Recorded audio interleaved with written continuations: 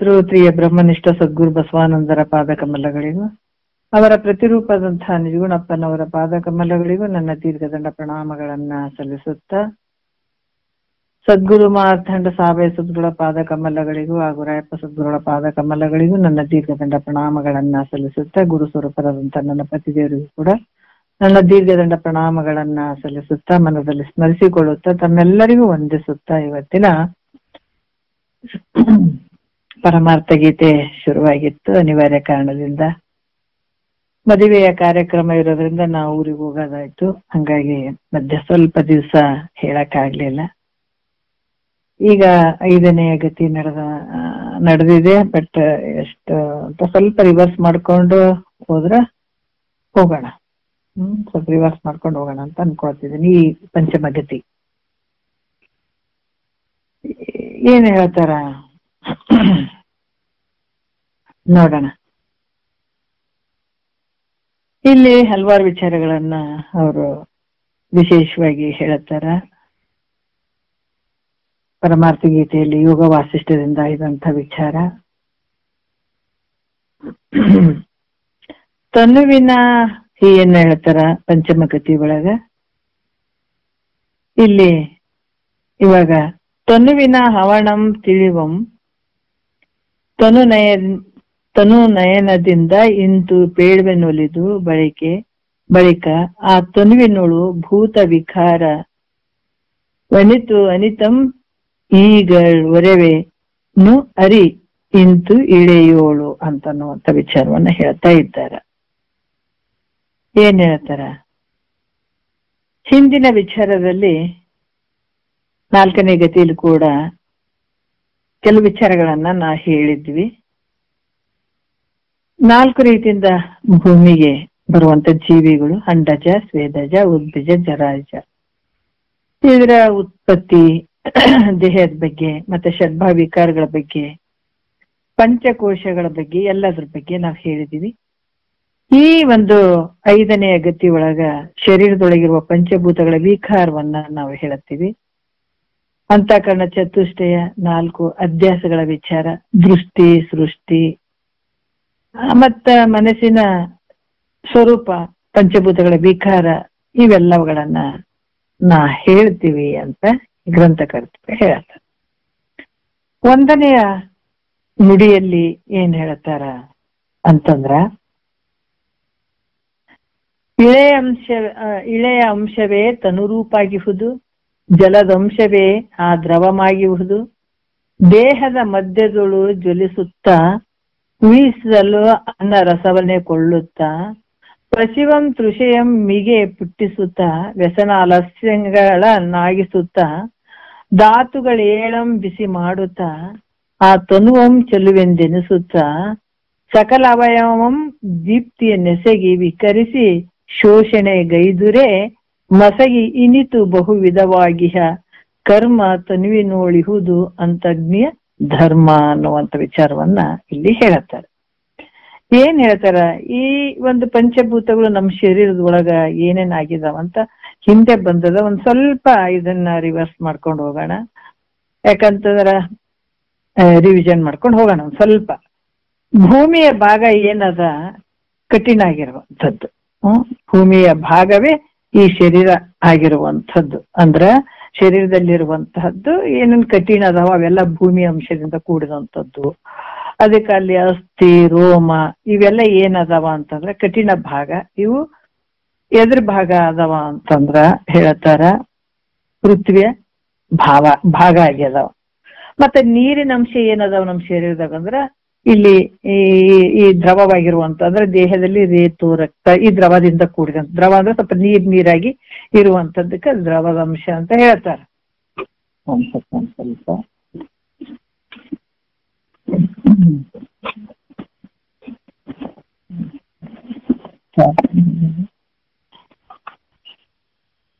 ಅದಕ್ಕೆ ಇಲ್ಲಿ ಕೂಡ ಶರೀರದೊಳಗಡೆ ಇರುವಂತ ಏನು ನೀರಿನ ಅಂಶ ಅಂದ್ರೆ ರಕ್ತ,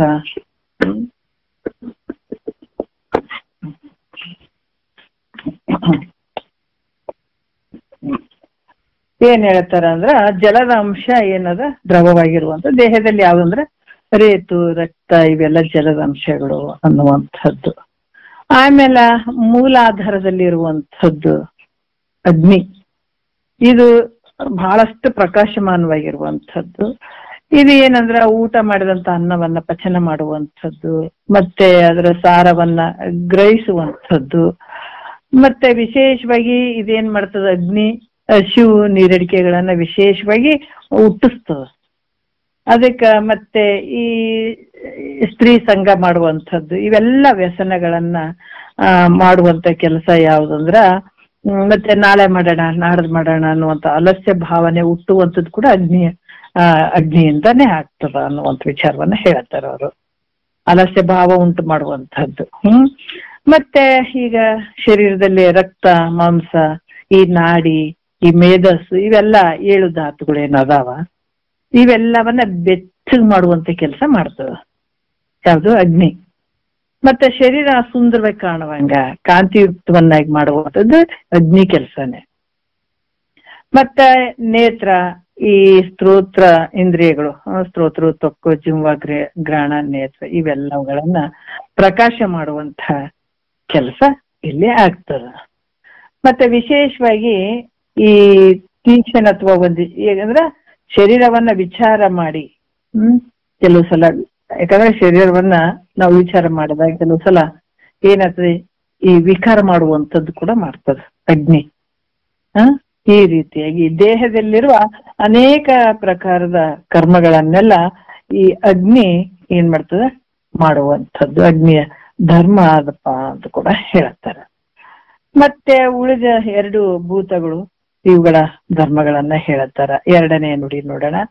ಕಾಲಾಧೀನದೋಳು ಉಸಿರುಕುತ್ತ ಮೇಲೆ ಮಲಾಧಿಕಮಂ ತೇಜಿಸುತ್ತ ಅನ್ನ ರಸವ ನೊಡಲೋಳು ತೀರುತ್ತ ಇನ್ನು ಉದ್ಗಾರಾಧಿಕಮಾಗಿಸುತ್ತ ಸೀನಂ ಕೆಮ್ಮುಗಳಂ ತೋರುತ್ತ ತಾನಾಗುಳಿಕೆಗಳಂ ಮಾಡುತ್ತ ತವೇ ತನು ಶಿಖಿಯಂ ಪಟು ಮಾಡುತ್ತ ಎವೆಯಾಟವನೆಡೆಬಿಡದಾಡುತ್ತ ಕರ್ಣ ಸಮೂಹವನ್ನೇ ಚರಿಸುತ್ತ ಪರಿಪರಿಯೋಳು ಶಬ್ದಂ ಗೈಯುತ್ತ ಮೆರೆವ ದೊಡಲೋಳಿಂತು ಅನಿಲನ ಧರ್ಮ ತೆರವು ಗುಡುವದ ಆಕಾಶದ ಧರ್ಮ ಅಂತ ಇರುವಂತ ವಿಚಾರವನ್ನ ಹೇಳ್ತಾರೆ. ಈ ಕಾಲಾದಿನದು ಅಂದ್ರೆ ಕಾಲಕ್ಕೆ ಪರತಂತ್ರನಾಗಿ, ಉಸಿರಿಕ್ಕುತ್ತ ಅಂದ್ರ ಇದು ಶ್ವಾಸವನ್ನ ಬಿಡುವಂಥದ್ದು, ತಗೊಳ್ಳುವಂಥದ್ದು, ಮಾಡುವಂಥದ್ದು.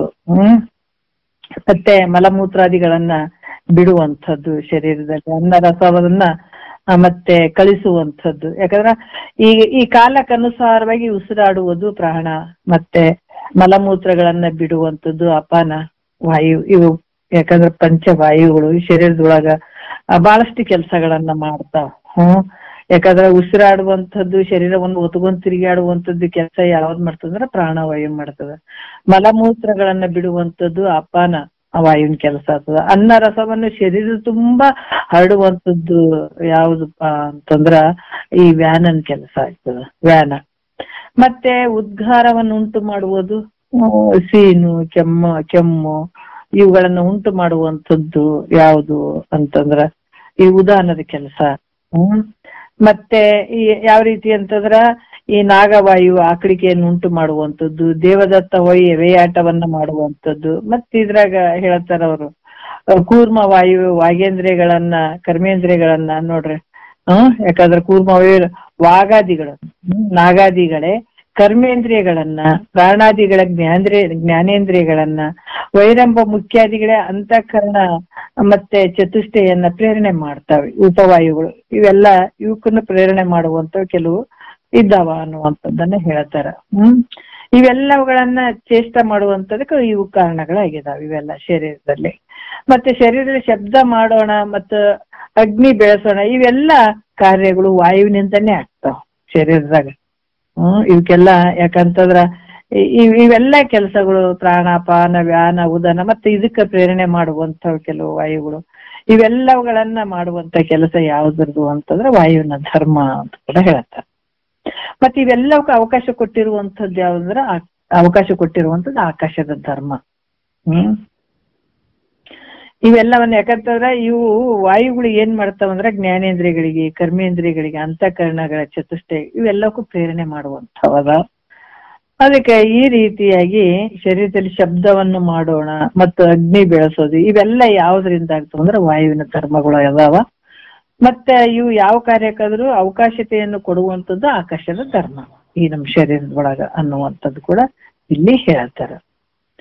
ಮತ್ತೆ ಇನ್ನು ಹೇಳ್ತಾರ ಅವರು ಯಾವ ರೀತಿ ಅಂತಂದ್ರ, ಈಗ ಹಿಂದೆ ಹೇಳಿದೀವಿ, ಈಗ ಮುಂದೆ ಸ್ವಲ್ಪ ರಿವರ್ಸ್ ಮಾಡ್ಕೊಂಡು ಹೋಗೋಣ. 3ನೇ ನುಡಿಯಲ್ಲಿ ಹಮ್ಮು ಮನೋ ನಭ ಮರುತಾದಿಕವು ನೆಮ್ಮಿ ಧರೆಯ ಅರಿವ ಈ ತನು ಫಲವು ಅದರೊಳಗೆ ಆ ವಾರಿಗೆ ನಾನತ್ವ, ಅದರೊಳಗೆ ಅನಲಂಗೆಯ ನಾನತ್ವ, ಅದರೊಳಗೆ ಅನಿಲಂಗೆಯು ನಾನತ್ವ, ಅದರೊಳಗ ಆಕಾಶಕ್ಕೆ ನಾನತ್ವ, ಅದರೊಳಗ ಹಮ್ಮಿಗೆ ನಾನತ್ವ, ಅದರೊಳಗ ಮನಸ್ಸಿಗೆ ನಾನತ್ವ, ತೋರುವ ಓಲು ನಿನಗೆಯೂ ನಾನತ್ವ, ತೋರುತ್ತ ಮಿಪ್ಪುದು ತಿಳಿಯದು ತತ್ವ, ಇಳೆಗೆ ನಾನತ್ವದ ಬಗೆಯಂತೂ ತಳೆದ ಬಹುತ್ವಂ ಪುಸಿ ನಿನಗಂತೂ ಅಂತ ಹೇಳ್ತಾರ ನೋಡ್ರಿ. ಯಾಕಂತಂದ್ರ ಹಮ್ಮು ಅಂದ್ರ ಅಹಂಕಾರ, ಮನ ಅಂದ್ರ ಮನಸ್ಸು, ನಭ ಅಂದ್ರ ಆಕಾಶ, ಮರುತಾದಿಕ ಅಂದ್ರೆ ವಾಯು ಮೊದಲಾದವುಗಳು ಪಂಚವಾಯುಗಳೇನದಾವ ಇವೆಲ್ಲ, ಧರೆ ಅಂದ್ರ ಭೂಮಿ, ಇವೆ ಸ್ವಲ್ಪ ಪರ್ಯಾಯ ಶಬ್ದಗಳು ಇರ್ತಾವ. ಅದಕ್ಕ ಇಲ್ಲಿ ಏನಾತಾರ ಅನಲಂಗೆ, ಅನಲಂಗೆ ಅಂದ್ರೆ ಅಗ್ನಿಗೆ ಅಂತ ಬರೋದ, ಅನಿಲ ಅನಲ ಅಂದ್ರೆ ಅಗ್ನಿ, ಅನಿಲ ಅಂದ್ರೆ ವಾಯು, ನಾನತ್ವ ಅಂದ್ರೆ ಅನೇಕತ್ವ. ಇವು ಸ್ವಲ್ಪ ನಾವು ಅರ್ಥ ಮಾಡ್ಕೊಳ್ಬೇಕಾಗ್ತದೆ. ಮತ್ತೆ ಈ ಈ ಏನ್ ಹೇಳ್ತಾರೆ, ಪಂಚಭೂತಗಳಿಂದ ಉತ್ಪನ್ನ ಆದಂತ ಈ ಭೌತಿಕ ಶರೀರಗಳು ಹೆಂಗದಾವ, ನಾನಾ ರೀತಿ ಅಂತ ಅದಾವ, ಅನೇಕ ಪ್ರಕಾರದಿಂದ ಕೂಡ್ಯಾವ. ನೀನಾದ್ರೂ ಅನೇಕವಾಗಿರುವಂತೆ ಕಂಡು ಬರುವುದು. ಯಾಕಂದ್ರ ಶರೀರಗಳು ಬಹಳ ಅದಾವಂತಂದ್ರ ಶರೀರದೊಳಗಿರುವಂತ ನೀನು ಕೂಡ ಬಹಳ ರೀತಿಯಿಂದ ಕಾಣ್ತೀವಿ. ಅಂದ್ರೆ ಉಪಾಧಿಗಳು ಅನೇಕ ಆಗಿರೋದ್ರಿಂದ ನಿನ್ನ ಸ್ವರೂಪ ಆದ್ರೂ ಕೂಡ ಅನೇಕ ಅದಾವೇನು ಅನ್ನಂಗ ಅನಿಸ್ತದ, ಹೌದಿಲ್ಲ? ಯಾಕಂತಂದ್ರ ಉಪಾಧಿಗಳು ಬಹಳ ಅದಾವ, ಶರೀರಗಳು ಬಹಳ ಅದಾವ, ಮತ್ತ ಅದ್ರ ಒಳಗಡೆ ಇರುವಂತ ಸಚ್ಚಿದಾನಂದ ಸ್ವರೂಪ ನೀನಾದ್ರೂ ಕೂಡ ಬಹಳ ಅದೇನು ಅಂತ ನಂಗೆ ಕಂಡು ಬರ್ತದ. ಹೆಂಗಂದ್ರ ಈಗ ನೀರ್ ತುಂಬ್ಯದ, ಅನೇಕ ಕೊಡಗಳಲ್ಲಿ ನೀರ್ ತುಂಬ್ಯದ, ಅದ್ರಾಗ ಸೂರ್ಯನ ಒಂದು ಪ್ರತಿಬಿಂಬ ಬೀಳ್ತದ, ಅದ್ರ ಒಂದ್ರಾಗ ಬೀಳ್ತದೇನಂತಂದ್ರ ಎಲ್ಲದ್ರಾಗ ಬೀಳುವಂಥದ್ದು ಸೂರ್ಯನ ಪ್ರತಿಬಿಂಬ. ಆದ್ರ ಸೂರ್ಯ ಬಹಳ ಮಂದಿ ಅದಾರೇನ? ಇಲ್ಲ. ಉಪಾಧಿಗಳಲ್ಲಿ ಬಹಳ ತೋರ್ದಂಗ ಆಗ್ತಾವ, ಆದ್ರ ಇರುವಂತ ಸೂರ್ಯ ಒಬ್ನೇ ಇದ್ದಾನ. ಹಿಂಗ ಕಂಡಾಗಾದ್ರು ಇಲ್ಲಿ ಕೂಡ ಈಗ ಸೂರ್ಯ ಎದರಿಂದ ಅನೇಕವಾಗಿ ಕಾಣಕತ್ತಾನ, ಉಪಾಧಿ ಮೂಲಕ ಅನೇಕವಾಗಿ ಕಂಡಂಗಾದ್ರೂ ಕೂಡ ನೀನು ಕೂಡ ಒಬ್ಬಾತ್ಮನೇ ಇರುವಂಥದ್ದು. ಅನೇಕ ಶರೀರ ಉಪಾಧಿಯಿಂದ ಬಹಳಷ್ಟು ತೋರ್ದಂಗ ಆಕತ್ತದ. ಯಾವ ರೀತಿ ಒಬ್ಬ ಸೂರ್ಯನೇ ಅನೇಕ ಕೊಡಗಳಲ್ಲಿ ಉಪಾಧಿ ಮೂಲಕ ಪ್ರತಿಬಿಂಬಿಸ್ತಾನಲ್ಲ, ಅದ್ರಲ್ಲಿ ಎಲ್ಲಾ ಶರೀರಗಳಲ್ಲಿ ನಿನ್ನ ಪ್ರತಿಬಿಂಬನೇ ಆದ್ರೆ ಇರುವಂತದ್ದು ನೀನು ಒಬ್ಬನೇ ಇದೆ. ಸೂರ್ಯ ಹೆಂಗ್ ಒಬ್ಬನೇ ಅದಲ್ಲ ಹಂಗೆ ನಿನ್ನ ಸ್ವರೂಪ ಕೂಡ ಒಂದೇ ಇದೆ. ಸ್ವಗತ ಸಜಾತಿ ವಿಜಾತಿ ಏನಾರು ಅದಾವನ್ ನಿನ್ನಲ್ಲಿ ಅಂತಂದ್ರೆ ಇಲ್ಲ. ಆದ್ರೂ ಕೂಡ ಅದು ಹೆಂಗ್ ಅಕಸ್ಮಾತ್ ತೋರಿತು ಅಂತಂದದಕ್ಕಾಗಿ ಶಿಷ್ಯ ಈ ರೀತಿ ಕೇಳಿದಕ್ಕೆ ಗುರುಗಳು ಈ ನಾನತ್ವದ ಬಗ್ಗೆ ಹಿಂಗೆ ಹೇಳ್ಕೊಂತ ಬರ್ಬೇಕಾಯ್ತು. ಅದು ಹೇಗಂದ್ರ ಮನಸ್ಸು ಅಹಂಕಾರ ಪಂಚಭೂತಗಳು ಕೂಡಿಕೊಂಡು, ಮನಸ್ಸು ಮತ್ತೆ ಅಹಂಕಾರ ಈ ಪಂಚಭೂತಗಳು ಕೂಡಿಕೊಂಡು ಅನೇಕ ಶರೀರಗಳಾದವು ಉಪಾಧಿಯಿಂದ. ಮತ್ತೆ ಅದರಿಂದ ಏನಾಯ್ತು, ಅನೇಕ ಶರೀರಗಳಾದವು. ಅದರಿಂದ ಏನಾಯ್ತು, ಪೃಥ್ವಿ ಅನೇಕತ್ವ ಆದಂಗಾಯ್ತು, ಜಲ ಅನೇಕತ್ವ ಆದಂಗಾಯ್ತು, ಅಗ್ನಿ, ಅದರಿಂದ ವಾಯು, ಅದರಿಂದ ಆಕಾಶ, ಅದರಿಂದ ಅಹಂಕಾರ, ಅದರಿಂದ ಮನಸ್ಸಿಗೆ ಈ ಪ್ರಕಾರ ಅನೇಕ ನಾನತ್ವ ಬಂದಂಗಾಯ್ತು. ಸಕಲ ಭೂತಗಳ ಉತ್ಪತ್ತಿಗೆ ಮೂಲ ಕಾರಣವಾದ ನಿನಗಾದ್ರು, ಯಾಕಂದ್ರ ಎಲ್ಲಕ್ಕೂ ಪಂಚಭೂತಗಳಿಗೆ ಮೂಲ ಕಾರಣ ಆಗಿರುವಂಥದ್ದು ಯಾರಂದ್ರೆ ನೀನೇ. ಇವೆಲ್ಲ ಎಲ್ಲಿ ತೋರಕತ್ತಾವ, ನಿನ್ನೊಳಗ ತೋರಕತ್ತಾವ. ಆದ್ರೂ ಕೂಡ ಇವೆಲ್ಲವಕ್ಕೂ ನಾನತ್ವ ಬಂದಂಗ ಸಕಲ ಭೂತಗಳಿಗೆ ಮತ್ ಸಕಲ ಭೂತಗಳ ಉತ್ಪತ್ತಿಗೆ ಮೂಲ ಕಾರಣನಾದಂತ ನಿನಗಾದ್ರೂ ಕೂಡ ನಾನತ್ವ ಬಂದಂಗ ಬಂದಿರ್ತದ. ಪರಂತು ವಿಚಾರ ಮಾಡಿ ನೋಡಿದ್ರೆ ಭೂಮಿಗೆ ಅನೇಕತ್ವ ಐತೇನು? ಇಲ್ಲ. ಅದು ಹೆಂಗ ಮಿಥ್ಯೆ ಆಗಿರೋದು, ಅನೇಕತ್ವ ಇಲ್ಲದೆ ಹೆಂಗ ಮಿಥ್ಯೆ ಆಗಿದೆಯೋ ಹಾಗೆ ನಿನಗಾದ್ರೂ ಕೂಡ ಯಾವ್ದು ಅನೇಕತ್ವ ಇಲ್ಲ, ಅದು ಮಿಥ್ಯೆ ಆಗಿರೋದು. ಉಪಾಧಿಯಿಂದ ತೋರ್ದಂಗ ಆಗ್ತದ ಹೊರತಾಗಿ ನಿನಗೆ ಯಾವ ನಾನತ್ವ ಇಲ್ಲ. ಅದು ಯಾಕಂದ್ರೆ ಅದು ನಾನತ್ವ ಉಪಾಧಿ ಮೂಲಕ ಕಲ್ಪಿತ ಆಗ್ಯದ ಹೊರತಾಗಿ ಯಥಾರ್ಥವಾದಂಥದ್ದು ಅಲ್ಲ. ಮತ್ತೆ 4ನೇ ನುಡಿಯಲ್ಲಿ ಹೇಳ್ತಾರ. ನಾವು ಇದು ಮೊದಲು ನೋಡಿದೀವಿ, ಸ್ವಲ್ಪ ಒಂದು ರಿವಿಷನ್ ಮಾಡ್ತಾ ಹೋಗೋಣ. ಅಲ್ಲಿ ಮಗುಳೆ ವಾತಾದಿಕ ದೋಷ ಪಲ್ಲಟವೇ ಬಹುರೋಗದ ವೇಷ. 4ನೇ ನುಡಿ ನೋಡ್ರಿ. ಆಯಾ ವ್ಯಾಧಿಗಳು ಆವಡಲಿಂಗೆ ಸಾಯಸವಲ್ಲವು ಮಿಕ್ಕೊಡಲಿಂಗೆ ತೋರುವ ಮನ ಮಿಂತೆಲ್ಲಿಹುದಲ್ಲಿ ತೋರುಗು ಸುಖ ದುಃಖ ಕೃತಿಯಲ್ಲಿ ಆ ನಿಖಿಳಂ ಸಂಧಿಸಿದ ಅನುವಿಂದೆ ನಾನತ್ವದ ಭ್ರಮೆಯಹುದರಿಂದೆ ಅವನ್ನೆಲ್ಲವ ಅನುಕರಿಸುತ್ತಾ ತವೆ ನೀನೆಹೆ ಸಾಕ್ಷಿಕ ನೆನೆಸುತ್ತ ಅದರಿಂದ ನೀನೆಲೆ ನಿಷ್ಕಲ ರೂಪು ವಿದಿತಂ ಅಬದಂತಿರೆ ನಿರ್ಲೇಪ ಅನ್ನುವಂತ ವಿಚಾರ. ಮಗುಳೆ ಅಂತಂದ್ರ ಅನಂತರ ಅಂದ್ರ ಅಲ್ಲಿ ಅಂದ್ರೆ ಏನು, ಶರೀರದಲ್ಲಿ ಈ ವಾತಾದಿ ದೋಷಗಳು ನೋಡ್ರಿ. ಯಾಕಂದ್ರ ಈ ಸ್ಥೂಲ ಶರೀರಕ್ಕ ರೋಗಗಳು ಬರ್ತಾವ. ಈ ಸ್ಥೂಲ ಶರೀರಕ್ಕೆ ಏನ್ ಬರ್ತಾವ, ರೋಗಗಳು ಬರ್ತಾವ. ಮನುಷ್ಯನ ಶರೀರಕ್ಕೆ ರೋಗಗಳು ಅದಾವ. ಎಲ್ಲರೂ ಸ್ಥೂಲ ಶರೀರಕ್ಕೆ ರೋಗ ಬಂದ್ರೆ ಡಾಕ್ಟರ್ ಹತ್ರ ಓಡೋಗ್ತೀವಿ, ರೋಗ ಬಂತ್ರಿ. ಆದ್ರ ಸೂಕ್ಷ್ಮ ಶರೀರದ ರೋಗಗಳು ಬಹಳ ಅದಾವ. ಅದಕ್ಕೆ ಯಾವ್ದು ಸುಖ ದುಃಖಗಳು ತೋರ್ತಾವ. ಸೂಕ್ಷ್ಮ ಶರೀರಕ್ಕೆ ಏನ್ ತೋರ್ತಾವ, ಸುಖ ದುಃಖಗಳು. ಯಾವ್ದ್ರಿಂದ ತೋರ್ತಾವ ಅಂತಂದ್ರೆ ನಿನ್ನ ಭ್ರಾಂತಿಯ ಮೂಲಕ ಇವೆಲ್ಲ ತೋರ್ತಾವ. ವಿಚಾರ ಮಾಡಿ ನೋಡಿದ್ರೆ ನೀನ್ ಹೆಂಗಿದೆ, ನಿಷ್ಕಲ್ಮಶ ರೂಪವಾಗಿರುವಂಥವ್ ನೀನು. ನಿನಗೆ ಯಾವುದೂ ಇಲ್ಲ, ಸುಖ ದುಃಖಗಳನ್ನಿಲ್ಲ, ಶರೀರ ಸಂಬಂಧವಾದಂತ ಯಾವ ರೋಗ ರುಜಿನಾದಿಗಳು ನಿನಗಿಲ್ಲ. ಅದಕ್ಕೆ ಇಲ್ಲಿ ಕೂಡ ಹೇಳ್ತಾರ. ಈ ಯಾವ ರೀತಿ ಅಂದ್ರ ಈ ಜಗತ್ತಿನೊಳಗ ಸೂರ್ಯ ಚಂದ್ರ ಅಗ್ನಿಯಿಂದ ಬ್ರಹ್ಮಾಂಡದ ಕಾರ್ಯ ಬಹಳ ಸುಗಮವಾಗಿ ನಡೆದ. ಸೂರ್ಯ ಇರದಿದ್ರು ಕಷ್ಟ, ಅಗ್ನಿ ಇರದಿದ್ರು ಕಷ್ಟ, ಚಂದ್ರ ಇರದಿದ್ರು ಕಷ್ಟ. ಈ ಮೂವರಿಂದನೇ ಬ್ರಹ್ಮಾಂಡದ ತುಂಬೆಲ್ಲ ಹಲವಾರು ವ್ಯವಹಾರ ಚೆನ್ನಾಗಿ ನಡೆದ. ಹೌದ. ಅದೇ ರೀತಿ ಕೂಡ ಈ ಶರೀರದ ಕಾರ್ಯ ಕೂಡ 3ರಿಂದ ನಡೆದದ. ವಾತ ಪಿತ್ತ ಕಫ, ಈ 3 ಸಮನಾಗಿರ್ಬೇಕು. ಇವು ಯಾಕಂದ್ರೆ ಇವುಗಳಲ್ಲಿ ಸ್ವಲ್ಪ ಹೆಚ್ಚು ಕಮ್ಮಿ ದೋಷ, ಇವೇನಾದ್ರ ದೋಷಗಳಿಂದ ಏನಾದ್ರ ಈ ನಡೆದ್ರ ಈ ಶರೀರದ ಕಾರ್ಯ ಯಾಕಂದ್ರೆ ವಾತ ಪಿತ್ತ ಕಫಗಳ ಇದರಿಂದ ಈ ದೋಷಗಳಿಂದ ಶರೀರದ ಕಾರ್ಯ ಏನಾದ್ರ ಹೆಚ್ಚು ಕಮ್ಮಿ ಆಗ್ತಾವ. ಯಾಕಂದ್ರೆ 3 ಸರಿ ಸಮನಾಗಿದ್ರ ಶರೀರ ಆರೋಗ್ಯ ಇರ್ತದ. ವಾತ ಪಿತ್ತ ಕಫ ಈ 3 ಚೆನ್ನಾಗಿ ಸಮನಾಗಿದ್ರ ಶರೀರದ ವ್ಯವಹಾರ ಚೆನ್ನಾಗಿ ಆರೋಗ್ಯವಾಗಿ ನಡೀತದ. ಒಂದು ವೇಳೆ ವಾತ ಪಿತ್ತ ಕಫ ನಮ್ಮ ಶರೀರದೊಳಗೆ ಹೆಚ್ಚು ಕಮ್ಮಿ ಆಯ್ತು ಅಂತಂದ್ರೆ ಏನಾಗ್ತಾವ, ಹಲವಾರು ರೋಗಗಳು ಉಟ್ಕೊಳ್ತಾವ. ಇದರಿಂದನೇ ಬಹಳಷ್ಟು ರೋಗಗಳು ಹುಟ್ಟುವಂಥದ್ದು. ಅದಕ್ಕ ಕೆಲವು ಸಲ ನೋಡ್ರಿ ನಮ್ಮ ದೇಶಕ್ಕನುಸಾರವಾಗಿ, ನಮ್ಮ ವಾತಾವರಣಕ್ಕೆ ಅನುಸಾರವಾಗಿ, ಆಮೇಲೆ ಈ ಮಾಸಕ್ಕೆ ತಿಂಗಳಿಗೆ ಅನುಸಾರವಾಗಿ, ಆಮೇಲೆ ಋತುಗೆ ಅನುಸಾರವಾಗಿ, ನಾವು ಊಟ ಮಾಡುವಂತ ಆಹಾರದ ವಿಚಾರವಾಗಿ, ವಿಹಾರ ಇವೆಲ್ಲ ಮೊದಲಾದವುಗಳಿಂದ ಇದು ದೋಷಗಳು ಹೆಂಗದಾವ, ನಾನಾ ರೀತಿಯಿಂದ ವಿಕಾರತ್ವ ಪಡಿತಾವ. ಅರ್ಥ ಆಯ್ತಲ್ಲ? ವಾತ ಪಿತ್ತ ಕಫ ಇದರಿಂದನು ಅನೇಕ ರೋಗಗಳ ವಿಕಾರತ್ವ. ಅಂದ್ರೆ ನಾವು ಬೇರೆ ದೇಶಕ್ಕೆ ಹೋದಾಗ ಇಲ್ರಿ ನಮ್ಗೆ ಅಲ್ಲಿ ವಾತಾವರಣ ಆಗ್ಲಿಲ್ಲ ರೀ ಅಂತ ಹೇಳ್ತೀವಿ, ಅಥವಾ ಒಂದು ಈ ತಿಂಗಳ ತಂಪಿರ್ತದ್ರಿ ಅಂತ ಹೇಳ್ತೀವಿ. ಕೆಲವು ಸಲ ಈ ನಾವು ಊಟ ಮಾಡುವಂತ ಆಹಾರ, ಪ್ರಕೃತಿ ಆಹಾರ ಆಗಿರ್ಬೋದು, ವಿಹಾರ ಆಗಿರ್ಬೋದು, ಇವೆಲ್ಲ ವಿಕಾರತ್ವ ಹೊಂದುತ್ತವೆ. ವಿಕಾರ ಆಗೋದ್ರಿಂದಲೇ ಎಷ್ಟದ ವಾತದ ದೋಷಗಳು ಎಷ್ಟದಾವ ಅಂದ್ರೆ 81 ವಾತದ ದೋಷಗಳು ಅದಾವ. ವಾತದ ದೋಷಗಳು 81 ಅದಾವ. ಮತ್ತೆ ಪಿತ್ತದ ದೋಷಗಳು ಎಷ್ಟದಾವ ಅಂದ್ರೆ 64 ಪ್ರಕಾರ. 64 ಪ್ರಕಾರದ ಇದು ಪಿತ್ತ ಇರುವಂತದ್ದು. ಅದಕ್ಕೆ ಇಲ್ಲಿ ಕೂಡ ಯಾವ ರೀತಿ ಅಂತಂದ್ರ ನಾನಾ ರೀತಿಯಿಂದ ಇಲ್ಲಿ ಮತ್ತೆ ಯಾವ ರೀತಿ ಅಂದ್ರ 215 ಪ್ರಕಾರದ ಶ್ಲೇಷ್ಮಕ್ಕಿಂತ 360 ನೋಡ್ರಿ, ಕಿಂತು 360 ದೋಷಗಳು ಅದಾವ ಅಂತ ಹೇಳ್ತಾರ ಅವ್ರು. 360 ದೋಷಗಳು ಅಂದ್ರೆ ಎಷ್ಟು ಇರ್ಬೋದು. ಅದಕ್ಕೆ ಬೇರೆ ಬೇರೆ ಇನ್ನು ಮೈದೋರಿ ಕಾಡುವ ಬಾಧೆ 100,000 ಕೋಟಿ ಉಂಟಂತ ಹೇಳ್ತಾರ ಅವ್ರು, ಯಾರು ನಿಜಗೊಂಡ್ರು. ಹಂಗಾಗಿ ಇಲ್ಲಿ ಈ ದೋಷಗಳು 360 ದೋಷಗಳು ಉಂಟಾವ. ಈ ದೋಷಗಳಲ್ಲಿ 4,600 ನೋಡ್ರಿ. ಈ ದೋಷಗಳಲ್ಲಿ ಹೆಂಗದಾವಪ್ಪ ಅಂತಂದ್ರ ಹೇಳ್ತಾರ, ಬಹಳಷ್ಟು ರೋಗಗಳು 4,648 ಮುಖ್ಯ ರೋಗಗಳು ಅಂತ ಹೇಳ್ತಾರ ಅವ್ರು. ಈ ದೋಷಗಳು ಎಷ್ಟದಾವ?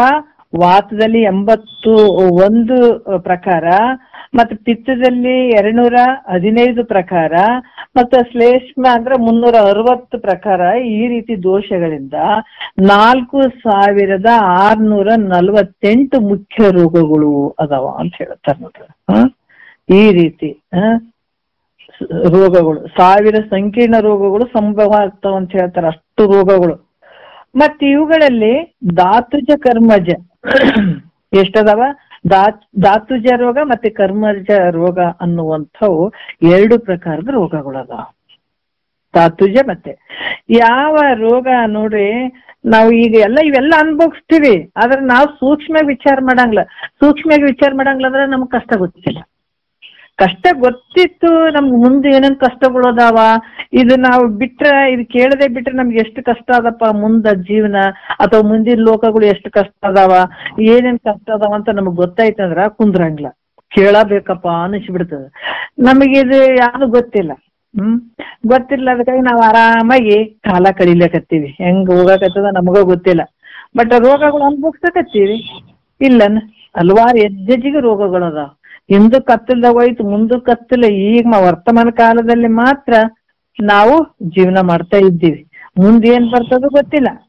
ಹಿಂದ್ ಹೋಗ್ಬಿಟ್ಟದ. ಈಗ ಮುಂದೆ ಏನೇನ್ ಬರ್ತಾವ ಅನ್ನೋದು ನಮಗ್ ಗೊತ್ತಿಲ್ಲ. ಆದ್ರೂ ಕೂಡ ಆನಂದವಾಗಿ ಕಾಲ ಕಳೆಯತ್ತೀವಿ. ಯಾಕಂದ್ರ ಇದು ಮಾಯದ ಆಟ ಇದು. ಅದಕ್ಕ ಇಲ್ಲಿ ಕೂಡ ಹೇಳ್ತಾರ, ನಮಗೆ ಬಹಳಷ್ಟು ರೋಗಗಳು ಬರ್ತಾವೆ ಶರೀರಕ್ಕೆ. ಬಂದ್ರ ಎಲ್ಲಾ ಕಡೆಯಿಂದ ನಾವು ತೋರಿಸ್ತೀವಿ, ಆದ್ರೂ ನಿವೃತ್ತಿ ಹೊಂದಂಗಿಲ್ಲ. ಅಂದ್ರ ಅದ್ ಕೆಲಸ ಮಾಡಂಗಿಲ್ಲ, ಆರಾಮಾಗಂಗಿಲ್ಲ. ಎಲ್ಲ ದವಾಖಾನಿ ತೋರ್ಸಿದೀವಿ, ಎಲ್ಲ ಕಡೆ ತೋರ್ಸಿವ್ರಿ, ಒಟ್ಟು ಆರಾಮಾಗವಲ್ದು ಅಂತ ನಾವಂತೀವಿ. ದವಾಖಾನಿ ತೋರ್ಸಿದೀವಿ, ಕೇಳಿದೀವಿ, ಹೇಳಿದೀವಿ, ಆದ್ರೂ ಕೂಡ ರೋಗ ವಾಸಿ ಆಗವಲ್ದ್ರಿ ಅಂತಂದ್ರ ಅದು ಕರ್ಮಜ ರೋಗ ಅಂತ ತಿಳ್ಕೊಡ್ರಿ ಅಂತಾರ ಅವ್ರು. ಕರ್ಮಜ ರೋಗ ಅಂತಂದ್ರೆ ಏನಪ್ಪಾ ಅಂದ್ರ ಜನ್ಮಾಂತರದಲ್ಲಿ ಮಾಡಿದಂತ ಒಂದು ಪಾಪ ವ್ಯಾಧಿ ರೂಪಾಗಿ ಕಾಡ್ತದ.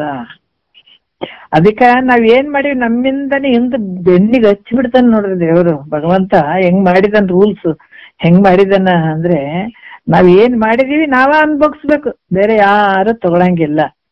ನಾವ್ ಮಾಡಿದಂಥದ್ ನಾವ್ ಅನ್ಭೋಗಿಸ್ಬೇಕು.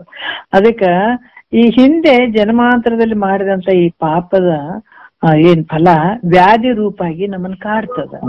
ಅದಕ್ಕ ಇದ ಬಹಳಷ್ಟು ಕಷ್ಟವನ್ನ ಅನುಭವಿಸ್ಬೇಕಾಗ್ತದ.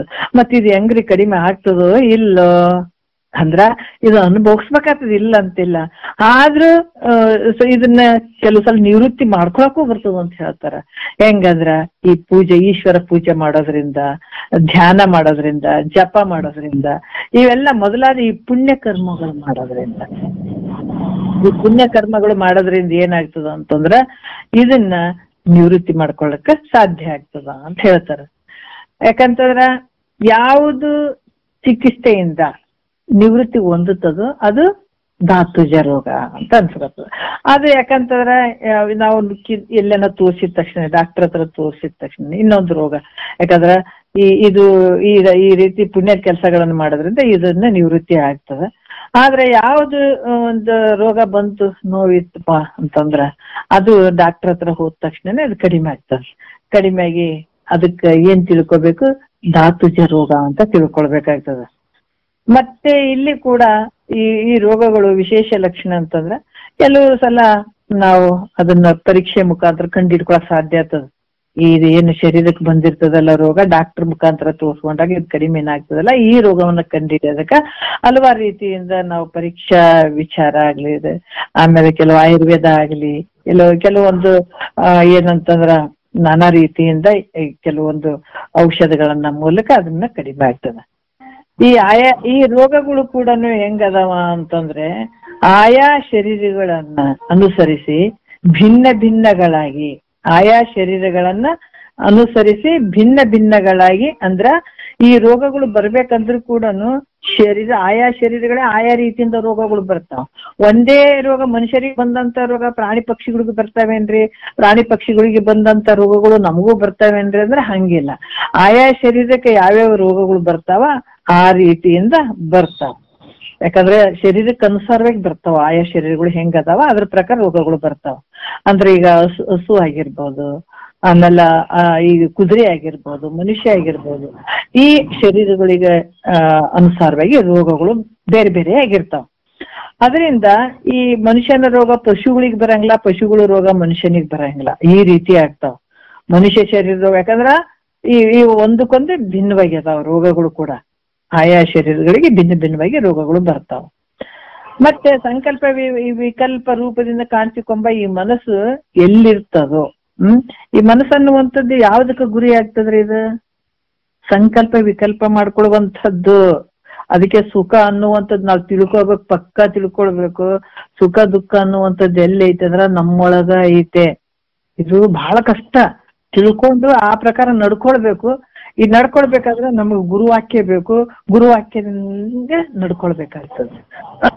ಇಲ್ಲಿ ಕೂಡ ಏನ್ ಹೇಳ್ತಾರ, ಸಂಕಲ್ಪ ವಿಕಲ್ಪ ರೂಪದಿಂದ ಕಾಣಿಸಿಕೊಳ್ಳುವಂತ ಈ ಮನಸ್ಸು ಎಲ್ಲಿರ್ತ ಅಲ್ಲಿ ಸುಖ ದುಃಖಗಳು ತೋರ್ತಾವ. ಯಾಕಂದ್ರ ಎಲ್ಲಿ ಇರ್ತಾವಂದ್ರ ಸುಖ ಮನಸ್ಸು ಎಲ್ಲಿರ್ತದ? ಜಾಗೃತ ಅವಸ್ಥೆ ಒಳಗೆ ಇರ್ತದ, ಸ್ವಪ್ನದ ಅವಸ್ಥೆ ಒಳಗೆ ಇರ್ತದ. ಹೌದು, ಯಾಕಂದ್ರೆ ಜಾಗೃತ ಅವಸ್ಥೆ ಒಳಗ ಮನಸ್ಸು ಇರೋದ್ರಿಂದ ಅಲ್ಲಿ ಸುಖ ದುಃಖಗಳು ತೋರ್ತಾವ. ಮತ್ತೆ ಇಲ್ಲಿ ಕೂಡ ಸುಪ್ತಿಯಲ್ಲಿ ಮನಸ್ಸಿಲ್ಲ. ಸುಸುಪ್ತಿಯಲ್ಲಿ ಮನಸ್ಸಿಲ್ಲಲ್ಲ, ಅಲ್ಲಿ ಸುಖ ದುಃಖಗಳು ತೋರಂಗಿಲ್ಲ. ಅದು ನೀನ್ ಇಲ್ಲೇನು ಇರ್ತೀರಿ, ಆದ್ರೆ ಅಲ್ಲಿ ಮನಸ್ಸಿಲ್ಲ. ಮನಸ್ಸಿರ್ಲಾರ್ದಕ್ಕಾಗಿ ನಿನಗೆ ರೋಗ ಶರೀರಕ್ಕೆ ಬಹಳಷ್ಟು ಬಾಧೆ ಐತಪ್ಪ, ರೋಗ ಐತಪ್ಪ ಅಂತಂದ್ರು ಕೂಡ ನಿನಗ್ ಗೊತ್ತಾಗಿಲ್ಲ. ಅಂದ್ರ ಅಲ್ಲಿ ಮನಸ್ಸು ಇರೋದಿಲ್ಲ. ಅದಕ್ಕಾಗಿ ಅಲ್ಲಿ ಏನಾಗ್ತದ, ಸುಖ ದುಃಖಗಳು ಅನ್ನುವಂಥದ್ದು ತೋರಂಗಿಲ್ಲ. ಯಾಕಂದ್ರ ಮನಸ್ಸಿನ ಏನು ಸುಖ ದುಃಖ, ಹೊರಗಿನ ಆಸ್ತಿ ಅಂತಸ್ತು, ಹೆಂಡತಿ ಮಕ್ಳು, ಯಾರಿಂದನೂ ಸುಖನೂ ಇಲ್ಲ ದುಃಖನೂ ಇಲ್ಲ. ನಿನಗೆ ಇಷ್ಟ ಇರುವಂತ ವಸ್ತು ಸಿಕ್ಕಾಗ ಅದು ಸುಖ ಅನಿಸ್ತದ, ಅದು ಸಿಗದೆ ಇದ್ದಾಗ ಅದರಿಂದ ದುಃಖ ಅನಿಸ್ತದ. ಈ ರೀತಿಯಾಗಿ ಅದು ಸಿಗದೆ ಇದ್ದಾಗ ಈ ರೀತಿ ಇದು ಸ್ಥೂಲ ಶರೀರಕ್ಕ ಸಂಬಂಧಗಳಾದಂತ ಆರೋಗ್ಯ ರೋಗಗಳನ್ನ ಕೊಡುವಂಥದ್ದು ರೋಗಗಳನ್ನು.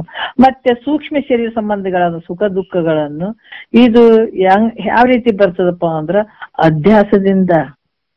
ಇವೆಲ್ಲ ಈ ಶರೀರಕ್ಕೆ ಬರುವಂತ ರೋಗಗಳಾಗಿರ್ಬೋದು, ಸೂಕ್ಷ್ಮ ಶರೀರಕ್ಕೆ ಬರುವಂತ ಸುಖ ದುಃಖಗಳಾಗಿರ್ಬೋದು, ಇವೆಲ್ಲ ಬರೋದ್ರಿಂದ ಏನಾಗ್ತಾವ ಅಂತಂದ್ರ ಈ ಅಧ್ಯಾಸದಿಂದಾನೇ ಇದು ಬರುವಂಥದ್ದು. ಯಾಕಂದ್ರ ರೋಗಿ ಆಗಿರುವಂಥದ್ದು, ಮತ್ತೆ ರೋಗ ಇಲ್ಲ ಅನ್ನುವಂಥದ್ದು, ಸುಖಿ ದುಃಖಿ, ಆತ್ಮ ನಾನತ್ವದ ಭ್ರಾಂತಿ ಆಗಿರುವಂಥದ್ದು, ನಾನತ್ವದ ಭ್ರಾಂತಿ, ಆತ್ಮ ನಾನತ್ವದ ಭ್ರಾಂತಿ ಆಗಿರೋದ್ರಿಂದ ಅಂದ್ರ ಇಲ್ಲಿ ಹಲವಾರು ರೀತಿಯಿಂದ ಇಲ್ಲಿ ಹೇಳ್ತಾರ. ಹಲವಾರು ಮತ್ತೆ ಮತವಾದಿಗಳು ಕೂಡ ಹಲವಾರು ರೀತಿಯಿಂದ ಹೇಳ್ತಾರ. ಈ ಸಾಂಖ್ಯರಾಗಿರ್ಬೋದು, ನ್ಯಾಯ ವೈಶೇಷಿಕರಾಗಿರ್ಬೋದು, ಪೂರ್ವ ಮೀಮಾಂಸಕರಾಗಿರ್ಬೋದು, ಇವರೆಲ್ಲ ಏಕಾತ್ಮನಲ್ಲ ಅನೇಕಾತ್ಮ ದಿಂದ ಅನೇಕಾತ್ಮರಾದಾರ ಅಂತ ಅವ್ರು ಹೇಳ್ತಾರೆ. ಅಂತ ಇದು ಭ್ರಾಂತ ಚಿತ್ತರಾಗಿರುವಂತವ್ರಾಗಿದಾರ ಅನ್ನುವಂಥದ್ದು ಹೇಳ್ತಾರೆ. ಯಾಕಂದ್ರ ಎಲ್ಲ ಶರೀರಗಳಲ್ಲಿ ಒಬ್ಬ ಆತ್ಮನಾದರೆ ಒಂದೇ ಕಾಲದಲ್ಲಿ ಎಲ್ರೂ ಸುಖಿಗಳು ಎಲ್ಲರೂ ದುಃಖಿಗಳಾಗ್ಬೇಕಾಗಿತ್ತು. ಒಬ್ಬನೇ ಆತ್ಮ ಆಗಿದೆ. ಅವ್ರೇನ್ ಹೇಳ್ತಾರೆ ಹೆಂಗಂದ್ರ ಈ ಎಲ್ಲಾ ಶರೀರಗಳಲ್ಲಿ ಒಬ್ಬ ಆತ್ಮನೇ ಒಂದೇ ಕಾಲದಲ್ಲಿ ಅಥವಾ ಒಬ್ಬ ಆತ್ಮನೇ ಇದ್ರ ಒಂದೇ ಕಾಲದಲ್ಲಿ ಎಲ್ಲರೂ ಸುಖಿಗಳಾಗ್ಬೇಕಾಗಿತ್ತು, ಎಲ್ಲರೂ ದುಃಖಿಗಳಾಗ್ಬೇಕಾಗಿತ್ತು. ಹಂಗಾಗಂಗಿಲ್ಲ. ಅದಕ್ಕ ಒಬ್ಬ ಸುಖಿ ಮತ್ತೊಬ್ಬ ದುಃಖಿ ಆಗಿರುವಂಥದ್ದು. ಅದಕ್ಕೆ ಆತ್ಮರು ಅನೇಕ ಅದಾರ ಅಂತ ಅವ್ರು ಹೇಳ್ತಾರೆ. ಆತ್ಮರ ಈಗ ಒಬ್ಬನೇ, ನೀವ್ ಹೇಳಿದ ಪ್ರಕಾರ ಒಬ್ಬನೇ ಅದಾನಂದ್ರ ಒಬ್ಬನಿಗೆ ಸುಖ ಆದ್ರೆ ಎಲ್ಲರಿಗೂ ಸುಖ ಆಗ್ಬೇಕು, ಒಬ್ನಿಗೆ ದುಃಖ ಆದ್ರೆ ಎಲ್ಲರಿಗೂ ದುಃಖ ಆಗ್ಬೇಕು. ಹಂಗಾಗಂಗಿಲ್ಲ. ಅದಕ್ಕೆ ನಾವು ಆತ್ಮರು ಬಹಳ ಮಂದಿ ಇದೀವಿ ಅಂತ ಹೇಳ್ತೀವಿ ಅಂತ ಅವ್ರು ಹೇಳ್ತಾರ. ಅದಕ್ಕೆ ಇದು ಅಷ್ಟು ಯೋಗ್ಯ ಅಲ್ಲ. ಯಾಕಂದ್ರ ಇಲ್ಲಿ ಏನ್ ಹೇಳ್ತಾರ, ರಕ್ತ ಸ್ಫಟಿಕದಂತೆ ಅವರು ಅಂತಃಕರಣೋಪಾದಿಯ ಧರ್ಮವನ್ನು ಆತ್ಮನಲ್ಲಿ ಆರೋಪಿಸ್ತಾರ. ಅವರು ಅಷ್ಟೇ ಅಂತಃಕರಣ ಧರ್ಮತ್ವವನ್ನ ಆತ್ಮಲ್ಲೇ ಆರೋಪಿಸ್ತಾರ ಹೊರತಾಗಿ ಅವ್ರು ಹೇಳುವಂಥದ್ದು ಯೋಗ್ಯ ಅಲ್ಲ. ಅದರಿಂದ ಆತ್ಮ ನಾನತ್ವ ಅನ್ನುವಂಥದ್ದು ಭ್ರಾಂತಿಯಿಂದನೇ ಕೂಡಿದಂಥದ್ದು. ವಿಚಾರ ಮಾಡಿ ನೋಡಿದ್ರ ಒಬ್ಬಾತ್ಮನೇ ಸತ್ಯ ಅದನಪ್ಪ. ಅದಕ್ಕ ಕೆಲವು ದೃಷ್ಟಾಂತಗಳು ಕೊಡ್ತಾರ.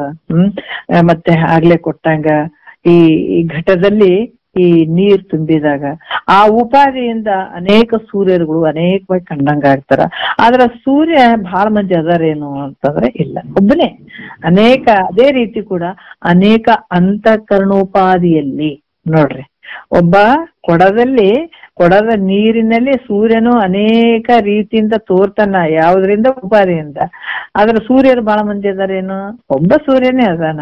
ಅದೇ ರೀತಿ ಕೂಡ ಅಂತಃಕರಣೋಪಾದಿಯಲ್ಲಿ ಆತ್ಮ ನಾನತ್ವ ಕಂಡು ಬಂದ್ರು ಕೂಡ, ಬಹಳಷ್ಟು ಆತ್ಮಗಳು ಕಂಡು ಬಂದ್ರೂ ಕೂಡ ನಿಜವಾಗಿರುವಂತವನು ಒಬ್ಬನೇ ಆತ್ಮ ಅದನ. ಅದರಿಂದ ಶಿಷ್ಯ ಸ್ಥೂಲ ಸೂಕ್ಷ್ಮ ಶರೀರಾದ್ವಯಗಳಿಗೆ ಅಧಿಷ್ಠಾನಭೂತನಾಗಿರುವಂಥವನು ನೀನು ಎರಡೂ ಶರೀರಗಳ ಧರ್ಮವನ್ನ ಅಧ್ಯಾಸ ಮೂಲಕ ಹೊಂದಿದ್ರು ಕೂಡ ನೀನ್ ಹೆಂಗಿದಿ ಅಂದ್ರ ಭ್ರಾಂತಿಯಿಂದ ಹೊಂದಿದಿ. ಸ್ಥೂಲ ಸೂಕ್ಷ್ಮ ಅನ್ನುವಂಥದ್ದು ನಿನಗ್ ಭ್ರಾಂತಿಯಿಂದ ಕೂಡಿದಿ. ಆದ್ರ ಇದು ನಿಜವಾಗಿ ವಿಚಾರ ಮಾಡಿ ನೋಡಿದ್ರ ನೀನು ಸಾಕ್ಷಿ ಚಿನ್ಮಾತ್ರ ಸ್ವರೂಪನೇ ನೀನಿದ್ದೀಯಪ್ಪ. ಇವೆಲ್ಲ ಭ್ರಾಂತಿ ಮೂಲಕ ತೋರಕತ್ತೇವು. ನಿನ್ನಲ್ಲಿ ಯಾವ ದೋಷಗಳೂ ಇಲ್ಲ, ದೋಷಗಳ ಆಗಕ್ಕೂ ಸಾಧ್ಯ ಇಲ್ಲ. ಅಜ್ಞಾನದ ಮೂಲಕ, ಭ್ರಾಂತಿ ಮೂಲಕ ದೋಷಗಳು ಅದಾವ, ರೋಗಗಳು ಅದಾವ, ಹಂಗದಾವ ಹಿಂಗದಾವ ಅನ್ಕೊಂಡ್ ಕೂತಿದ್ದೆ. ಅದರಿಂದ ನೀನು ಮತ್ತಿಲ್ಲಿ ಹೇಳ್ತಾರೆ, ಯಾಕಂದ್ರ ಯಾವ ರೀತಿ ಅಂತಂದ್ರ ಯಾವುದು ನಿನ್ನಲ್ಲಿಲ್ಲ, ಯಾವ ದೋಷಗಳು ನಿನ್ನಲ್ಲಿಲ್ಪ ಅನ್ನುವಂಥದ್ದು. ನೀನು ನಿಷ್ಕಲ್ಮಶ ರೂಪನಾಗಿರುವಂಥವನು. ಯಾವ ರೀತಿ ಆಕಾಶ ಈ ಮೋಡಗಳು ಬಂದಿರ್ತಾವ, ಆ ಮೋಡಗಳು ಬಂದ್ರು ಕೂಡ ಅಲ್ಲಿ ಮಲಿನತ್ವದಿಂದ ಕಾಣಿಸ್ತದ. ಮೋಡಗಳು ಬಂದಾಗ ಮಳೆ ಬರ್ತದ, ಗುಡುಗಾಗ್ತದ, ನಾನಾ ರೀತಿಯಿಂದ ತೋರಿದ್ರು ಕೂಡ ಆಕಾಶಕ್ಕೆ ಏನಾದ್ರು ಮಲಿನತ್ವ ಅದ, ಆಕಾಶ ಏನಾದ್ರು ತೊಯ್ತದ, ಆಕಾಶಕ್ಕೆ ಏನಾದ್ರು ಧಕ್ಕೆ ಅದ, ಏನು ಇಲ್ಲಲ್ಲ. ಅದೇ ರೀತಿ ಕೂಡ ನೀನು ನಿಷ್ಕಲ್ಮಶ ರೂಪವಾಗಿ ಇರ್ತೀಯ. ಅದಕ್ಕೆ ಸ್ಥೂಲ ಸೂಕ್ಷ್ಮ ಶರೀರಗಳಿಂದ ನೀನು ಯುಕ್ತನಾದ್ರು ಕಂಡು ಬಂದ್ರು ಕೂಡ ನಿನಗೆ ಸೂಕ್ಷ್ಮ ಶರೀರ ಮತ್ತೆ ಯಾವ್ದು ಸ್ಥೂಲ ಶರೀರ ಇವು ಅದಾವಂತ ಅನಿಸಿದ್ರು ಕೂಡ ಇವು ಯಾವ ನಿನಗಿಲ್ಲ. ವಿಚಾರ ಮಾಡಿ ನೋಡಿದಾಗ ಇವು ಯಾವ ನಿನಗಿಲ್ಲ. ನೀನ್ ಹೆಂಗಿದೆ? ನಿರ್ಲೇಪನಾಗಿರುವಂಥವನಪ್ಪ ಅಂತ ಹೇಳ್ತಾರ ಅವರು. 5ನೇ ನುಡಿಯಲ್ಲಿ ಕೂಡ ಹೇಳ್ತಾರೆ, ಆದಿಯೇ ಮನ ಮೊಡಲು ಬಳಿ ಸಂದು ಭೇದ ವಿಷಯದೊಳು ವ್ಯವರಿಪಂದು ಮನವೆನಿಪುದು ಸಂಶಯವಾದಂದು ಎನಿಪುದು ಮತ್ತೆ ನಿಶ್ಚಯವಾದಂದು ಅಹಮೆನಿಸುವುದಭಿಮಾನಿಸುವುದೊಂದು ಸಹಜನ್ ಚಿತ್ತವದರಿಪಂದು ಅರಿದರ್ಥವನ್ನು ಉಸಿರಲು ಬೇಕಂದು ಮೆರೆವಿಚ್ಛೆಯಳು ಪ್ರಕೃತಿಯೇ ಬಿಂದು. ನೋಡ್ರಿ, ವಿರಳತೆಯ ಕಾಲದೋಳು ಉದಿಸಿರ್ದು ಪರನಾದರೆ ಸೂಕ್ಷ್ಮತೆ ಒಡೆದಿರ್ದು ತಾನೊಡಲೋಳು ವಾಗ್ಮಿಯಾಗಿ ಉದಿಸಿರ್ಪದರ್ಥನ್ವಯವಾಗಿ. ನೋಡ್ರಿ, ಆದಿ ಅಂದ್ರ ಈ ಮೊದಲು ಅಂತ ಹೇಳ್ಬೇಕಾಗ್ತದ. ಯಾಕಂದ್ರ ಅವಿದ್ಯೆಯು ದೇಹದೊಡನೆ ಕೂಡಿ ಯಾಕಂದ್ರ ಈ ಅವಿದ್ಯೆ ಏನದ? ದೇಹದೊಡನೆ ಕೂಡಿ ಘಟಪಟಾದಿ ಭೇದ ರೂಪ ಜಗತ್ತಿನಲ್ಲಿ ವ್ಯವಹಾರ ಮಾಡುವಂಥದ್ದು. ಆ ಕಾಲದಲ್ಲಿ ಇದು ಏನಾಗ್ತದ? ಇದು ಹಗ್ಗ ಐತು, ಹಾವಾಯ್ತು ಅನ್ನುವಂಥದ್ದು. ಈ ರೀತಿ ಸಂಶಯ ಎಂದಾಯ್ತೋ ಅದು ಅವಿದ್ಯೆ ಮನಸ್ಸನ್ನುವಂತ ಹೆಸರು ಪಡ್ಕೊಳ್ತದೆ. ಈಗ ಅವಿದ್ಯೆ ದೇಹದೊಡನೆ ಕೂಡ್ಕೊಂಡು ಈ ಘಟಾದಿ ಪಟಾದಿ ಈ ಭೇದ ರೂಪ ಜಗತ್ತಿನಲ್ಲಿ ವ್ಯವಹಾರ ಮಾಡ್ತದೆ. ಆ ಕಾಲದಾಗ ಇದು ಹಗ್ಗ ಅದು ಹಾವದು ಅನ್ನುವಂತ ಸಂಕಲ್ಪ ವಿಕಲ್ಪ ಮಾಡುವಂಥದ್ದು. ಈ ರೀತಿ ಸಂಶಯ ಎಂದ್ ಮನಸ್ಸಿನಲ್ಲಿ ಬಂತು, ಎಂದಾಯ್ತೋ ಆ ಅವಿದ್ಯೆ ಮನಸ್ಸು ಅನ್ನುವಂತ ಹೆಸರು ಪಡೀತದ. ನೋಡ್ರಿ, ಇದು ಹಾವು ಅಲ್ಲ, ಕಿಂತು ಹಗ್ಗವೇ ಎಂದು ನಿಶ್ಚಯ ಮಾಡುವಂತ ಆ ಸಮಯದಲ್ಲಿ ಬುದ್ಧಿ ಅಂತ ಅನ್ಸ್ಕೊಳ್ತದೆ. ಇದೇ ಅವಿದ್ಯೆನೆ ಮನಸ್ಸುನು ಅನ್ಸ್ಕೊಳ್ತದ, ಬುದ್ಧಿನೂ ಅನ್ಸ್ಕೊಳ್ತದ. ಯಾವಾಗ ನಿಶ್ಚಯ ಮಾಡುವಂತ ಭಾವ ಹೊಂದಿತೋ ಅವಾಗ ಬುದ್ಧಿ ಅನ್ಸ್ಕೊಳ್ತದ. ಈ ಅವಿದ್ಯೆ ಹಗ್ಗವನ್ನು ತಿಳಿದವನು, ಈ ಅವಿದ್ಯೆಯೇ ಹಗ್ಗವನ್ನು ತಿಳಿದವನು ನಾನೇ ಎಂದು ಅಭಿಮಾನ ಮಾಡುವಂತದ್ರಾಗ ಅದು ಅಹಂಕಾರ ಅನ್ಸ್ಕೊಳ್ತದ. ನೋಡ್ರಿ, ಇದೇ ಅವಿದ್ಯೆನೇ ಈ ರೂಪವಾಗಿ ಪಡ್ಕೊಳ್ತದ. ಅದಕ್ಕೆ ಬಳಿಕ ಈ ಹಗ್ಗವನ್ನು ಪೂರ್ವದಲ್ಲಿ ನಾನೇ ಹೊಸದಿಟ್ಟಿದ್ದೆ. ಅದ್ರ ಮುಂಜಾನೆ ಹಗ್ಗ ವಸ್ತು ಅಥವಾ ಹೊಲಕ್ ಹೋಗಿದ್ದಾನ, ಬರ್ಬೇಕಾದ ತಕ್ಷಣನೇ ಅವನು ಸಂಜೆ ಗತ್ತಲು ಅಷ್ಟು ಬೆಳಕಾಗಿಲ್ಲ, ಅಷ್ಟು ಕತ್ತಲಾಗಿಲ್ಲ, ಮಧ್ಯೆ ಬರುವಾಗ ಹಿಂಗ ಬಿದ್ದದ, ಕೆಳಗಿಂಗ ವಸ್ತು ಹೋಗ್ಬಿಟ್ಟಿದ್ದಾನ. ಅವಾಗ ಹಾವು ಕಂಡಂಗಾಯ್ತು, ಹೆದರಿ ಬಿಟ್ಟ. ವಿಚಾರ ಮಾಡಿ ನೋಡಿದ ಅದು ಹಗ್ಗ. ಆಮೇಲೆ ಅವನಿಗೆ ಸ್ಮರಣೆ ಬಂತು, ಬೆಳಗ್ಗೆ ನಾನೇ ಕೂತ್ಕೊಂಡು ಹಗ್ಗವನ್ನು ಒಸ್ತಿದ್ದೆ ಅನ್ನುವಂಥದ್ದು. ಇದು ಸ್ಮರಣ ಆಗ್ತದ ಅವನಿಗೆ. ಆವಾಗ ಆ ಸ್ಮರಣಕ್ಕ ಕಾರಣ ಆಗಿರುವಂಥದ್ದು ಯಾವುದು? ಸಂಸ್ಕಾರ. ಸಂಸ್ಕಾರವಿರುವಂತದ್ದು ಸ್ಮರಣ ಆಗ್ತದಲ್ಲ. ಓ ಬೆಳಗ್ಗೆ ನಾನೇ ಹೊಸ್ತಿಟ್ಟಿದ್ದೆ ಇದು ಅಂತ ಯಾವಾಗ ಸ್ಮರಣೆ ಬಂತು ಅದು ಸಂಸ್ಕಾರ. ಇದು ಕಾರಣಭೂತವಾಗಿರುವಂತ, ಈ ಸ್ಮರಣೆ ಮಾಡಕ್ ಕಾರಣಭೂತವಾಗಿರುವಂತದ್ದು ಯಾವ್ದು? ಸಂಸ್ಕಾರ ಅನ್ನುವಂಥದ್ದು ಅನ್ಸ್ಕೊಳತ್ತದ. ಈ ಸಂಸ್ಕಾರ ಪ್ರಯತ್ನ ಇಲ್ಲದೆ ಸಹಜವಾಗಿ ತನ್ನಲ್ಲಿ ಇಟ್ಟುಕೊಳ್ಳೋದ್ರಿಂದ ಇದಕ್ಕೆ ಏನ್ ಹೆಸರು ಬಂತು? ಪ್ರಯತ್ನ ಇಲ್ಲದೆ ಅಸಹಜ ರೂಪ. ಅದಕ್ಕೇನು ಯಾರು ಇವತ್ತೇನಾದ್ರೂ ಒಂದು ಘಟನೆ ಆಯ್ತು ಅಂತಂದ್ರ ಯಾವ್ದಾದ್ರು ನಾವು ನೆನಪಿಟ್ಕೊಳ್ತೀವೇನ? ಇಟ್ಕೊಳ್ಬೇಕಂತ ಪ್ರಯತ್ನ ಪಡ್ತೀವೇನಂದ್ರೆ ಇಲ್ಲ, ಸಹಜವಾಗಿ ಆ ಘಟನೆಗಳು ನಮ್ಮ ಮನಸ್ಸಿನಲ್ಲಿ ಹೋಗ್ಬಿಡ್ತಾವ. ಅದಕ್ಕ ಆ ರೀತಿ ತನ್ನಲ್ಲಿ ಇಟ್ಟುಕೊಳ್ಳೋದ್ರಿಂದ ಪ್ರಯತ್ನವಿಲ್ಲದೆ ಸಹಜವಾಗಿ ಆ ಸಂಸ್ಕಾರವನ್ನ ಪ್ರಯತ್ನವಿಲ್ಲದೆ ಸಹಜವಾಗಿ ತನ್ನಲ್ಲಿ ಇಟ್ಟುಕೊಳ್ಳೋದ್ರಿಂದ ಏನ್ ಅನ್ಸ್ಕೊಳ್ತದದು? ಚಿತ್ತು ಅನ್ನುವಂತ ಹೆಸರನ್ನ ಪಡ್ಕೊಳ್ತದೆ. ಈ ರೀತಿಯಾಗಿ ಇಲ್ಲಿ ನೋಡ್ರಿ, ಯಾಕಂದ್ರೆ ಮೊದಲು ನಾನು ಹೊಸದಿಟ್ಟಂತ ಹಗ್ಗ ಹಾವಂತ ತಿಳ್ಕೊಂಡಿದ್ದೆ ಅನ್ನುವಂತ ಅರ್ಥವನ್ನ ಇನ್ನೊಬ್ರಿಗೆ ತಿಳಿಸ್ಲಿಕ್ಕೆ ಇಚ್ಛೆ ಪಡ್ತಾನೆ. ಏನ್ ಹೇಳ್ತಾನ? ಇಲ್ರಿ ನಾನು ಬೆಳಗ್ಗೆ ವಸ್ತು ಇಟ್ಟಿದ್ದೆ, ಅದನ್ನ ಹಾವಂತಾನೆ ತಿಳ್ಕೊಂಡ್ಬಿಟ್ಟಿದ್ದೆ ಅಂತ ಇನ್ನೊಬ್ರಿಗೆ ಹೇಳಕ್ ಇಚ್ಛೆ ಪಡ್ತಾನಲ್ಲ, ಅದು ಆ ಅವಿದ್ಯೆ ಬಿಂದು ಅನ್ಸ್ಕೊಳ್ತದೆ. ಇವು ಎಷ್ಟು ಸೂಕ್ಷ್ಮದ ನೋಡ್ರಿ ವಿಚಾರ. ಬಹಳ ಸೂಕ್ಷ್ಮದ. ಅವಿದ್ಯೆ ಎಷ್ಟು ರೂಪವಾಗಿ ಬರ್ತಾ ಇದೆ. ಅದಕ್ಕೆ ಇದು ಕ್ರಮಶಾಸ್ತ್ರ ಅಂತ ಹೇಳೋದು. ಅದಕ್ಕೆ ನೋಡ್ರಿ, ಯಾಕಂದ್ರ ನಾವ್ ಇನ್ನೊಬ್ರಿಗೆ ಆ ಅರ್ಥವನ್ನ ನೋಡು, ನಾನು ಬೆಳಗ್ಗೆ ಹಗ್ಗವನ್ನು ಹೊಸ್ತಿಟ್ಟಿದ್ದೆ, ಅದನ್ನ ನಾನು ಹಾವಂತ ತಿಳ್ಕೊಂಡಿದ್ದೆ ಅಂತ ನಾವ್ ಇನ್ನೊಬ್ರಿಗೆ ಹೇಳಕ್ ಏನ್ ಇಚ್ಛೆ ಪಡ್ತೀವಿ, ಆ ಭಾವ ಏನಾಗ್ತದ? ಅವಿದ್ಯೆ ಬಿಂದು ಅಂತ ಅನ್ಸ್ಕೊಳ್ತದ. ಬಳಿಕ ಸ್ವಲ್ಪ ಅವಕಾಶತೆ, ಯಾಕಂದ್ರೆ ಅವಕಾಶತೆಯುಳ್ಳ ಕಾಲದಲ್ಲಿ ಅದೇ ಅವಿದ್ಯೆಯಿಂದ ಪರನಾದ ಜನಿಸ್ತದೆ. ಸ್ವಲ್ಪ ಅವಕಾಶತೆಯುಳ್ಳಂತ ಕಾಲದಲ್ಲಿ ಆ ಅವಿದ್ಯೆ ಏನಾಗ್ತದ? ಪರನಾದ ಅನ್ನುವಂಥ ಭಾವ ಅಲ್ಲಿ ಉತ್ಪನ್ನ ಆಗ್ತದೆ. ಆ ಪರನಾದ ಅತಿ ಸೂಕ್ಷ್ಮವಾಗಿಯೂ ಶರೀರದೊಳಗೆ ಆ ಪರನಾದ ಏನಾಗ್ತದ? ಅತಿ ಸೂಕ್ಷ್ಮ ಆಗಿರ್ತದ ಶರೀರದೊಳಗ. ಪಶ್ಯಂತಿ ಮಧ್ಯಮ ವೈಖರಿ ವಾಗ್ಮಿ ರೂಪವಾಗಿಯೂ ಇದು ಶಬ್ದದಿಂದ ಒಡಗೂಡಿ ತೋರ್ತದೆ. ಪರನಾದ ಹೆಂಗಾಗ್ತದ? ಏನ್ ಹೇಳ್ತಾರ ಅವರು? ಪಶ್ಯಂತಿ ಮಾಧ್ಯಮ ವೈಖರಿ ಅಂದ್ರೆ ಈ ಮಾತಾಡುವಂಥದ್ದು, ವಾಗ್ಮಿಯಾಗಿಯೂ ಶಬ್ದದಿಂದ ಒಡಗೂಡಿದ್ದಾಗಿಯೂ ತೋರ್ತದ ಅನ್ನುವಂಥದ್ದು ಹೇಳ್ತಾರ. ಈ ರೀತಿಯಾಗಿ ಶಿಷ್ಯ ಈ ಮನ ಬುದ್ಧಿ ಚಿತ್ತು ಅಹಂಕಾರ ಬಿಂದು ಪರನಾದಗಳು ಎಲ್ಲ ಎಲ್ಲಿಂದ ತೋರಕತ್ಯಾವ? ನಿನ್ನಿಂದ. ಅದಕ್ಕ ಹೇಳ್ತಾರ ನೋಡ್ರಿ, ಮನಸ್ಸು ತೋರಕತ್ತದ. ಈ ಅವಿದ್ಯೆಯೇ ಇವೆಲ್ಲ ರೂಪಾಗಿ ತೋರ್ತದ. ಈ ಮನಸ್ಸ, ಬುದ್ಧಿ, ಚಿತ್ತು, ಅಹಂಕಾರ, ಬಿಂದು, ಪರನಾದ ಇವೆಲ್ಲ ನಿನ್ನ ಆಶ್ರಯದಿಂದಲೇ, ನಿನ್ನ ಆಶ್ರಿತವಾದಂತ ಅವಿದ್ಯೆನಾದ. ಅವಿದ್ಯೆ ಯಾರ ಆಶ್ರಿತವಾಗ್ಯದ? ನಿನ್ನ ಆಶ್ರಿತ. ಸಚ್ಚಿದಾನಂದ ಪರಬ್ರಹ್ಮದಲ್ಲಿ ಅವಿದ್ಯೆ ತೋರಿತಲ್ಲ, ಈ ಅವಿದ್ಯೆಯ ಆಶ್ರಿತವಾಗಿರುವಂಥವು ಇವೆಲ್ಲ. ಅದಕ್ಕ ಇವು ಕಲ್ಪಿಸಲ್ಪಟ್ಟಿವೆ ಅಂತ ಹೇಳ್ತಾರ. ನಿಜವಾಗೂ ಅಲ್ಲ. ಇವು ಅವಿದ್ಯೆಯಿಂದ ತೋರಿದವ. ಆದ್ರ ನೀನು ಇವುಗಳ ಭಾವ ಅಭಾವಗಳನ್ನ ಬೆಳಗುತ್ತಾ ಇವುಗಳನ್ನ, ಯಾಕಂದ್ರೆ ಇವುಗಳಿಂದ ತಿಳಿಸಿಕೊಳ್ಳದೆ ನೋಡ್ರಿ. ಆದ್ರೆ ಇವೆಲ್ಲ ತೋರ್ತಾವ, ಇವುಗಳೆಲ್ಲವನ್ನ ನೀನು ಬೆಳಗ್ತಾ ಇದ್ದಿ. ಆದ್ರೆ ಇವುಗಳಿಂದ ನೀನು ತಿಳಿಸಿಕೊಳ್ಳುವವನಲ್ಲ. ಕೇವಲ ಸಚ್ಚಿದಾನಂದ ನಿರ್ವೀಕಾರ ಸ್ವಯಂ ಪ್ರಕಾಶ ರೂಪನೇ ನೀನಿದ್ದಿ. ನೋಡ್ರಿ ಎಷ್ಟು ಅದ್ಭುತ, ನೋಡ್ರಿ ಎಷ್ಟು ಅದ್ಭುತ ಹೇಳ್ತಾರ ಅವ್ರು. ಇವೆಲ್ಲವೂ ಹೆಂಗದವ ಅಂತಂದ್ರ ಈ ಮನಸ್ಸಾಗಿರ್ಬೋದು, ಬುದ್ಧಿ ಆಗಿರ್ಬೋದು, ಚಿತ್ತ ಆಗಿರ್ಬೋದು, ಅಹಂಕಾರ ಆಗಿರ್ಬೋದು, ಪರನಾದ ಬಿಂದು ಅಂತ ಹೇಳ್ತೀವಲ್ಲ, ಇವೆಲ್ಲವೂ ನಿನ್ನ ಆಶ್ರಿತವಾದಂತ ಅವಿದ್ಯೆಯಿಂದಲೇ ಇವೆಲ್ಲ ತೋರ್ಸಂತ ವಿಚಾರ ಮಾಡಿದ್ರೆ ಇವು ಸತ್ಯ ಏನು ಅಂದ್ರ ಇವು ಸತ್ಯ ಅಲ್ಲ. ನೋಡ್ರಿ, ನೀನ್ ಹೆಂಗಿದ್ದೀಯ ಅಂತಂದ್ರ ಸಚ್ಚಿದಾನಂದ ನಿರ್ವಿಕಾರ ಯಾವ ಆಕಾರ ಇಲ್ಲ ನಿನಗ. ನಿರ್ವಿಕಾರ ಸ್ವಯಂ ಪ್ರಕಾಶ ರೂಪನೇ ನೀನಿದ್ದೀಯಾ. ನೋಡ್ರಿ ಎಷ್ಟು ಅದ್ಭುತವಾಗಿ ಹೇಳ್ತಾರ.